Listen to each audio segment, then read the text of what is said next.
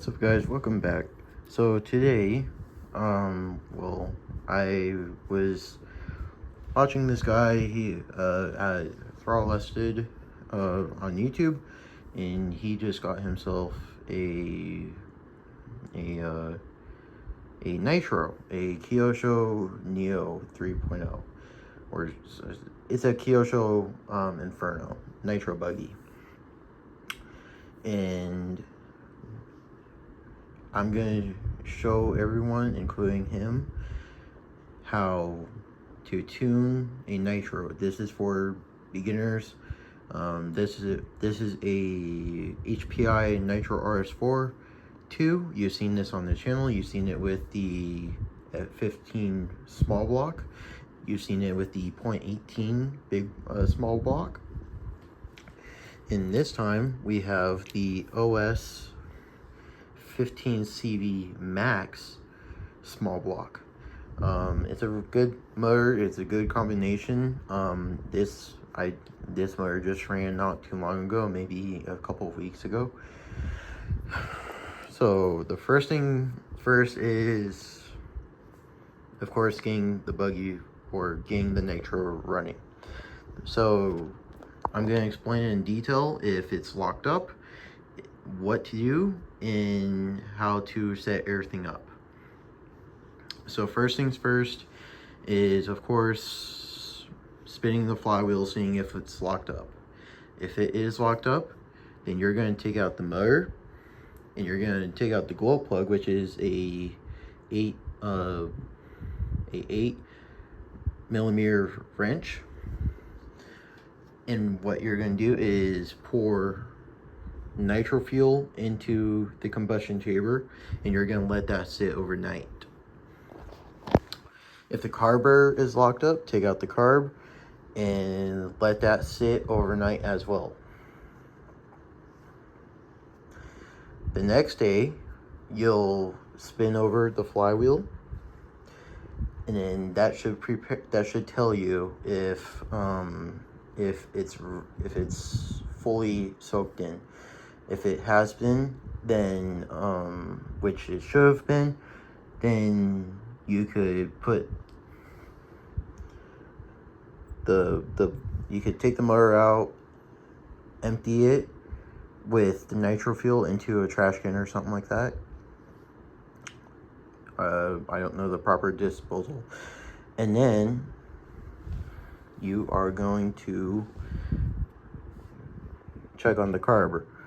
If the carburetor moves, so like if it moves but it's free, then when you first got it, then you should be fine. If it's gunked up and hard to move, which was the deal with this carburetor, then you let it sit overnight, and just like with the nitro.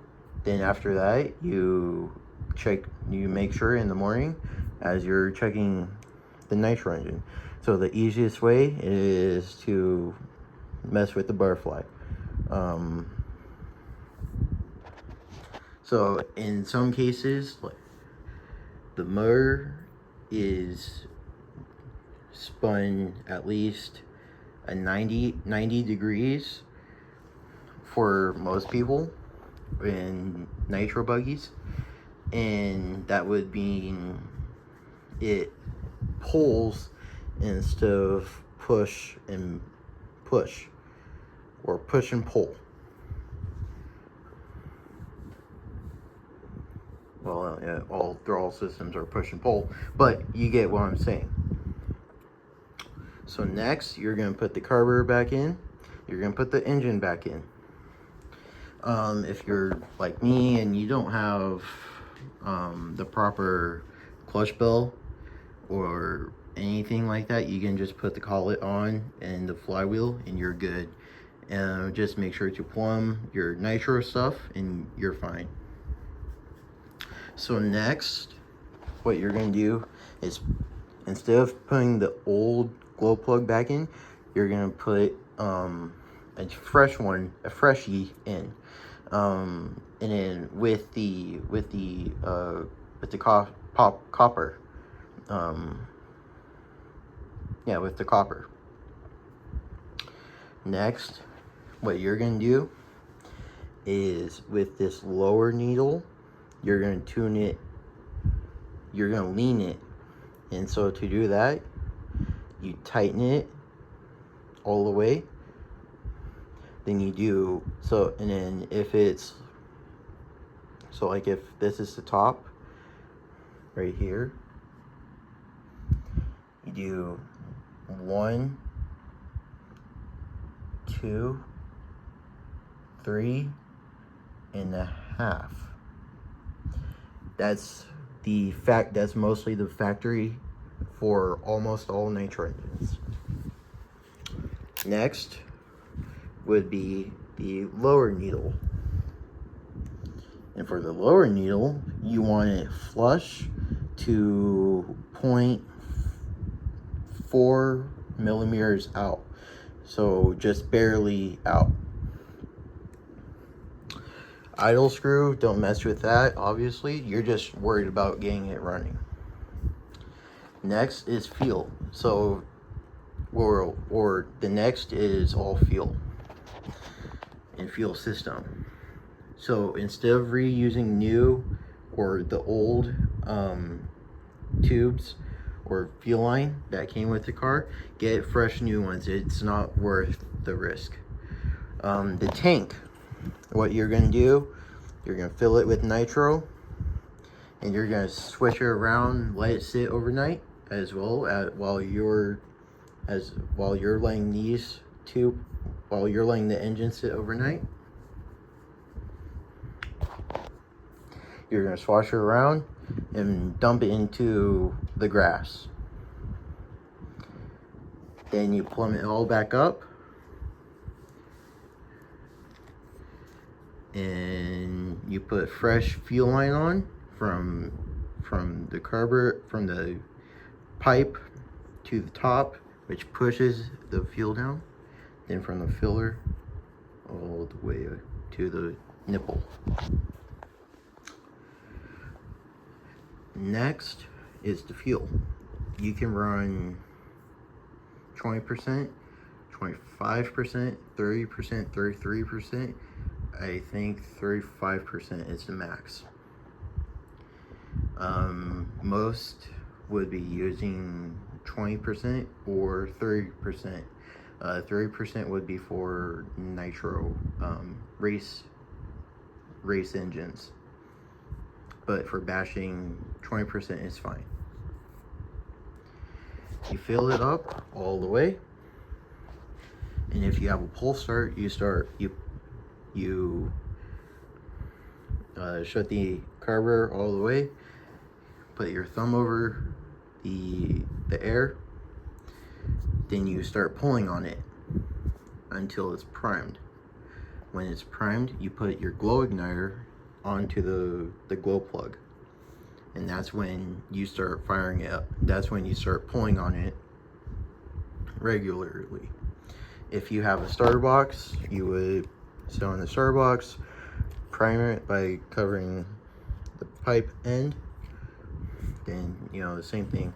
Or for my case, you have a special shaft that goes in right here, and you do the same thing as you would on the starter box.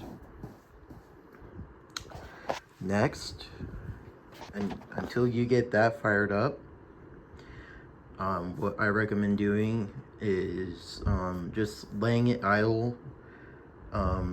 Try get it warmed up, let it idle, because it's gonna be a while since it's been run. And once you do that, then you're gonna see if it'll take throttle. If it dies, you're gonna add fuel on the upper needle by an hour. So like on the clock, you're gonna add it by an hour.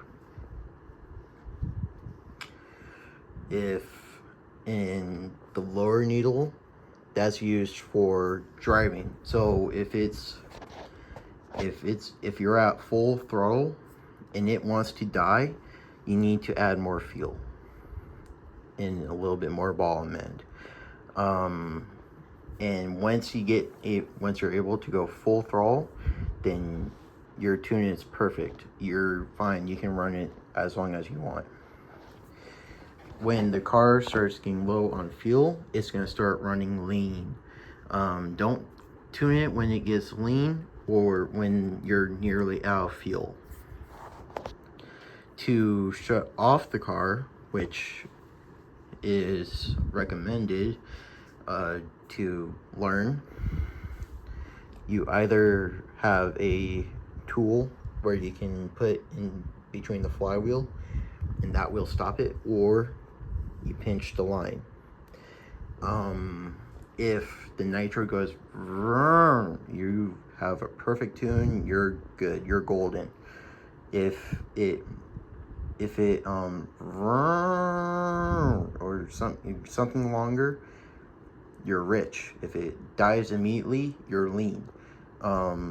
Just little things here and there.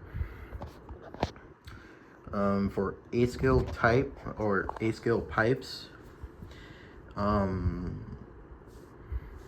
that's a biggie on any nitro, really. The header doesn't really matter, but the pipe is what will gain you more speed. And that is it. See y'all in the next one.